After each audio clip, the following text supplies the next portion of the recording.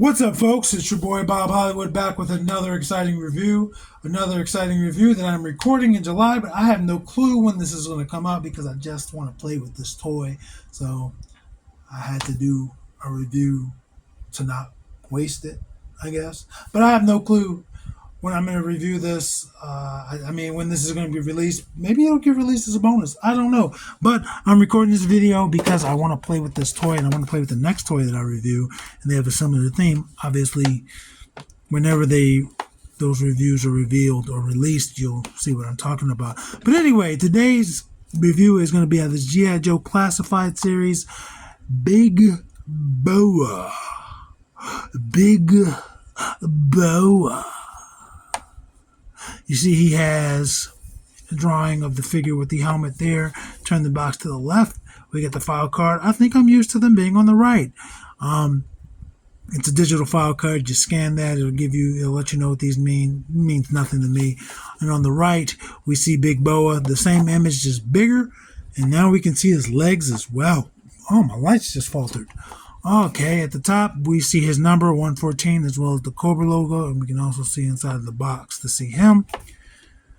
At the bottom, a bunch of legalese and a barcode. And finally, on the back, we see him, the action figure, posed up. And you see he has a helmet as accessory. And he's showing you he has a bloody hand wrap, which is what he's on. Those are weird things I don't know.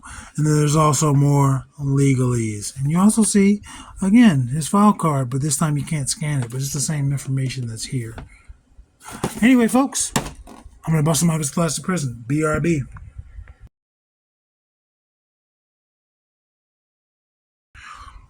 All right, folks, I am back. As you can see, Boa has a plethora of accessories. Where to start? Oh, let's just go over the weights.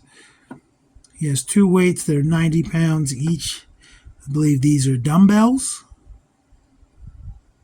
And it says the weight on both sides. And these will go into the hands that he comes packaged with. The ungloved hands. And you can see the bloody hands. It's both hands. So yeah, he can curl with these, get stronger. He's a big dude, so he probably takes advantage of those regularly. These things are probably just his basic. He wakes up in the morning, let me do this. He probably does it while he's in the toilet. But yeah, these are just one solid piece of black plastic. Actually, no, I can see that the head is a separate piece. So technically 3 different pieces of black plastic, but they're just solid. They look like cast iron. I'm going to sit him back here. He also comes with this helmet. Whoops. He comes with this helmet. I likely will never put this helmet on him. Thought it was a blemish there, but nope, that's the design. And it's a couple of different colors, man. You got some black, orange, cream, like a different shade of cream, red, silver. It's good, man. And it's not a helmet that just goes over this head. It's a separate head sculpt. So you pop it off. He has a relatively small ball joint there. I was not used to seeing ball joint that small on G.I. Joe figures. And it just pops right on. And put that back there since this is now different accessories. Let's look at this head. Does it want to zoom out? And you can see he is a man with some character in his face. His eyes look like they're uneven. His right eye looks like it's further to his right. His left eye looks like it's trying to get to the right. They're not really centered.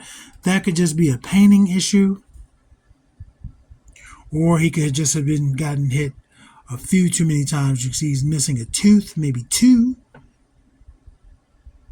There's a blemish. Well, it's a mark from him being hit on his cheek. It's not a flaw in the plastic. Yeah, my hands are super dry. And you can see he has like a 5 o'clock shadow coming in. He's got like some stubble on the cheeks. Black hair. This just looks like a guy who's been in a couple of fights. who's been punched in the face a few times. And then his other hands are these other accessory are these boxing gloves, and you can see they're red and whitish, off-white, with Cobra logos on them, and they also come with these wrist guards to make it look more like boxing gloves. And the packaging, they were like that, but it just I guess I'll shut the fuck up. But they came apart right away when I took them out of the package, but we'll swap them on. And it's very easy swap. Just take these hands off, pop them on. I'm gonna look on these to see if they say right or left, because again they shot off immediately. That's right. And then this one's left if this one's right, because they do have little straps on them. So I'm assuming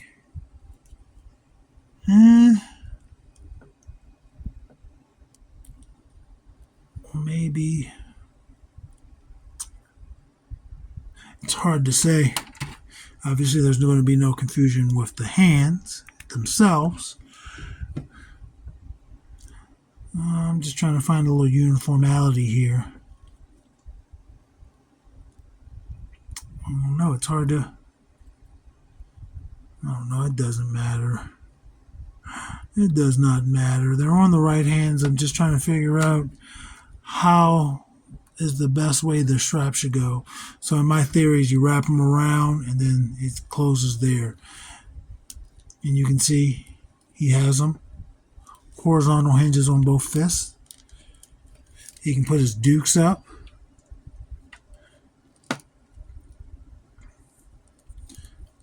I don't know. I might like these fist hands more, but I like the beat up face more than the helmet. I don't know. I don't know which ones I like more when it comes to the hands. But we'll keep them like that. So let's take a look at our guy, Big Boa. We've already gone over this face. This face that only a mother could love. This face that just walked right off the set of Frankenstein. But he also has this harness, red plastic, silver for buckles and spikes. Going down here, he also has like a braided belt with silver buckle. And then, I guess, cross protection, but it also has little silver studs. Purple pants. You don't see that too often. Not saying it's accurate, but it reminds me of Vega from Street Fighter, or Balrog if you're in Japan. And then he's got the red boots with the black, little rib part for the ribs, the laces, a lot of sculpting going on here. And I'm not going to complain about the paint because silver everywhere. I think they did a good job. I mean, obviously they could have just done other stuff, but I'm not going to complain. I think he looks great. I think they actually put some effort into this guy. He has a hole in his back despite not having a backpack of any sort, which is cool. This is probably just reused from another figure anyway. Even though I can't think of any bear, maybe Dr. Mindbender. I don't have Dr. Mindbender though, so I can't think of any bare-chested figures in the line. Anyway, what am I putting him down for? Let's go over his articulation. Head starts there. Whoops. Goes down very little, goes up very little, rotates 360. Gives you some attitude. Again, he has a very tiny ball joint here. So he doesn't have a hinge, so he wasn't going to give you chin to chest action. But he does, it can rotate, it's tight. In theory, it can rotate 360 there as well. But actually, I like that tightness because sometimes other figures, they just do what they want. And then that neck is all over to the side. It's T-pose.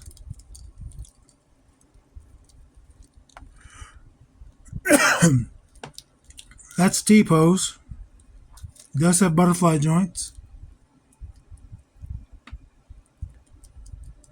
Pretty tight. Not like a great range of motion there, but it's appreciated. rotates at that shoulder, bicep swivel, double jointed pinned elbows, and these spikes are sharp. I just poked myself. It didn't hurt, but you can feel them. He can tap himself on the shoulder. And again, rotation at the wrist, horizontal hinges on all his hands because he does not come with a gun. He's going to give us some ab crunch. Goes forward very far, goes back extremely far. That's cool. Rotates at the waist. It's a little tight, but he did it. Also goes to the side some, to the side very little. But yeah, that'll wiggle.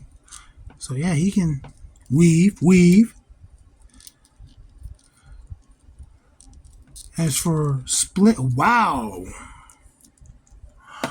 Was not expecting full splits. And I know he has the added benefit of the drop down hips, but that caught me off guard. It really did. For the foot, for the leg, goes forward that far. That's without the drop. With the drop, goes that far back with it, because they have these diaper pieces. Back far, and it's off to the side some, but pretty damn far.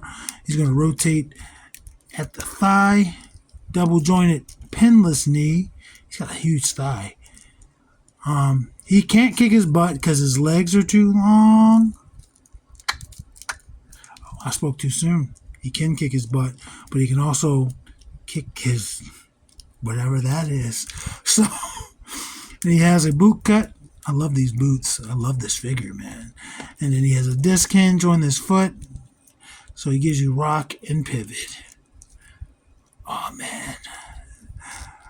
Honestly, I don't ever want the G.I. Joe Classified line to end. I was all in at the beginning other than that very first Snake Eyes because I didn't care. But I think it was... Oh, man, he's from Philly. Oh, man, he always has the Sakura in his reviews. Jay Hernandez? I'm sorry if I have the wrong name, but when I saw his review for Duke, I was like, I want these toys.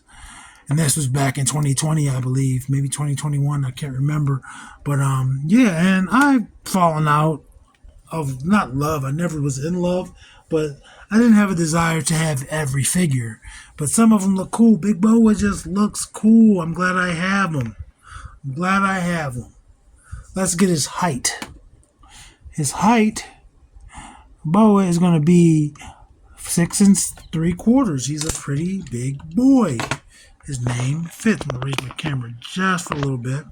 So let's bring in his label mate, his brand mate, Roadblock, and they're of comparable size, same height. And then let's bring in Titus O'Neil. And then Titus is obviously going to be taller because Titus is the tallest member of the review crew. Let's bring in Vixen and Andra. That's Vixen. Here's Andra. They're both going to be shorter than him. But they compare. And John Jones. Another martial artist. And I guess in a way, Devin's a martial artist. I mean, at least they were martial artists in the very first Power Rangers. That was their thing. But he's shorter. I mean, he's taller than both of them.